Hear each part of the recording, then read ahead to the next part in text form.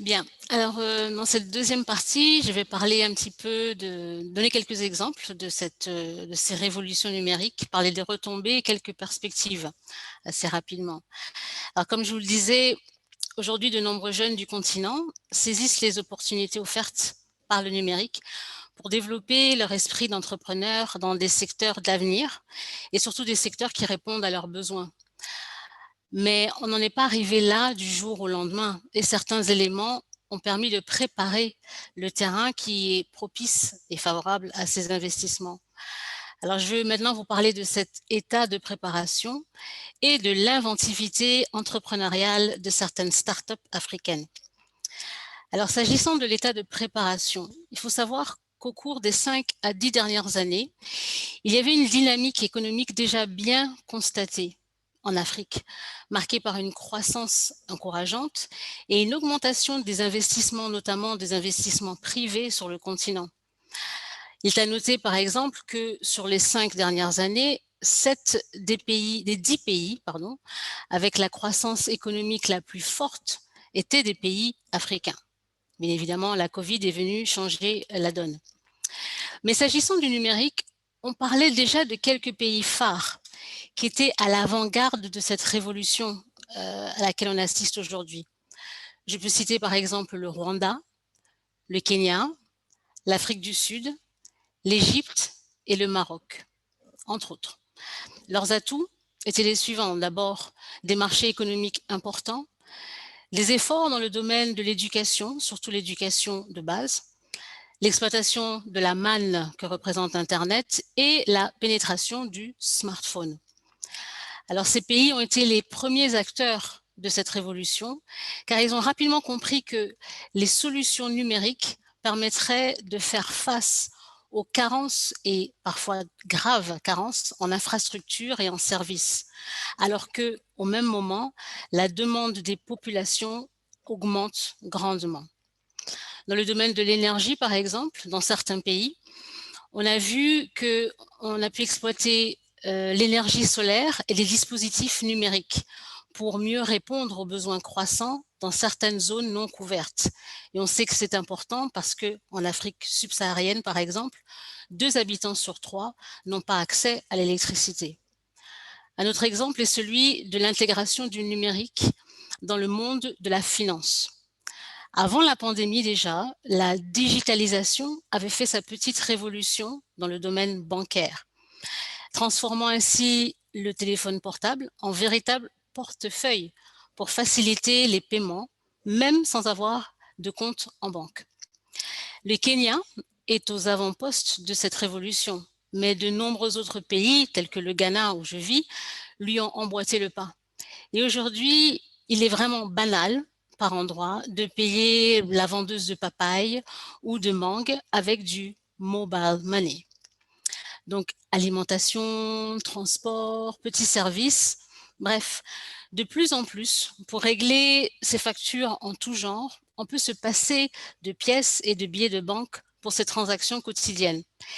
Et cela a d'ailleurs été très pratique en pleine crise sanitaire, toujours aujourd'hui, pour éviter d'utiliser l'argent liquide.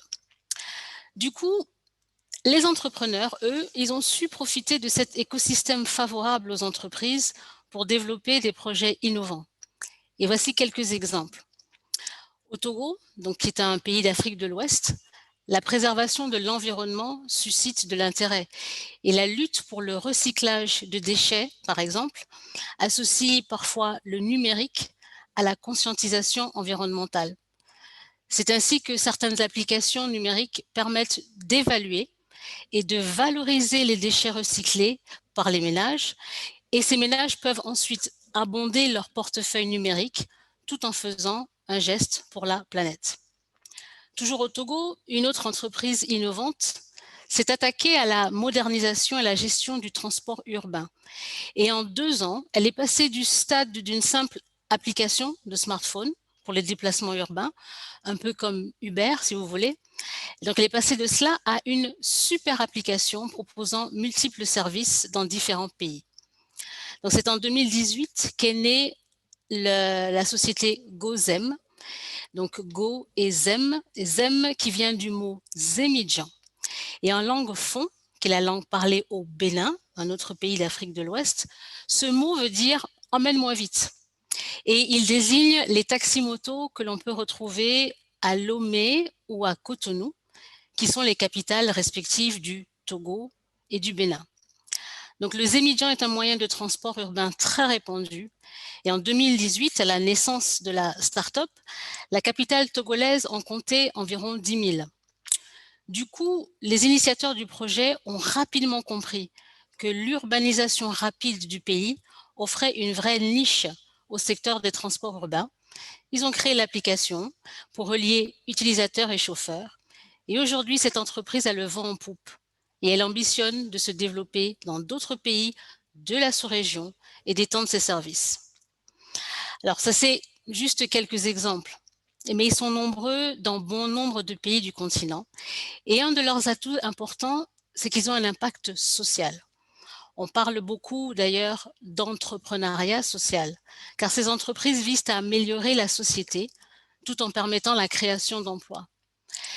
Enfin, le numérique a probablement aussi donné plus de visibilité à l'entrepreneuriat féminin. Les femmes entrepreneurs existent, mais il y a encore un réel problème d'accès au financement. Alors que tenez-vous bien, l'Afrique enregistre le taux d'entrepreneuriat féminin le plus important au monde. Donc en conclusion, on voit que les révolutions numériques révèlent et accompagnent les solutions innovantes Made in Africa, par lesquelles les Africains écrivent l'histoire avec un grand H et leurs histoires à leur façon. C'est aussi grâce aux nouvelles technologies qu'on a accès à ces histoires, comme en atteste la forte présence d'utilisateurs du continent sur les réseaux sociaux, dont Twitter, Instagram, LinkedIn. Et récemment, une ONG a dressé la liste des 200 femmes africaines les plus influentes sur Twitter. Juste pour information, la numéro 1, la blogueuse et femme d'affaires nigériane Linda Ikeji, compte 1,8 million d'abonnés à son compteur. Elle est suivie de l'avocate et femme politique sud-africaine Thuli Madonsela, qui compte quant à elle 1,4 million d'abonnés. Et enfin, aujourd'hui, grâce au numérique encore, c'est depuis cet immense continent que de plus en plus d'interprètes se joignent à des groupes de pratique comme IBPG, PIPS ou Amerivox, pour ne citer que cela. Et nous sommes heureux de nous enrichir de ces échanges, tout en apportant aussi notre regard sur le monde. Merci.